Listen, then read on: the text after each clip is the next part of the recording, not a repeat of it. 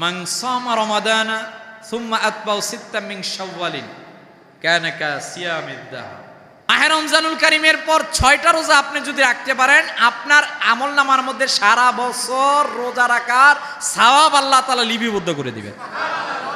আপনি এই রোজা শাওয়াল মাসের মধ্যে প্রতিদিন ধারাবাহিকভাবে 6টা রেখে ফেলতে পারেন, কিংবা ব্যঙ্গে ব্যঙ্গে 6টা আদায় করতে পারেন।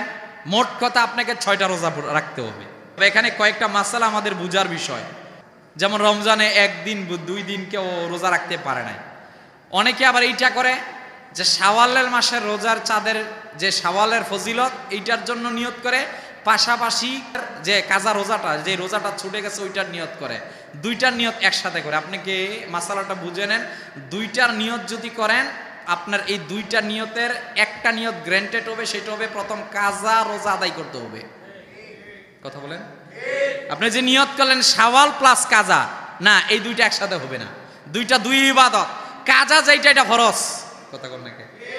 যদি কাজার কাফারা হয় তাহলে তো খবর আছে, লাগাতার 60 দিন। আর যদি আল্লাহ তাআলা ক্ষমা করে আপনি একটা রাখলেন, যদি নিয়ত থাকে কাজা একটা রোজা ছুটে গেছে অসুস্থতার কারণে এইটা রাখবো, তাহলে আপনাকে এই কাজা রোজাই রাখতে হবে।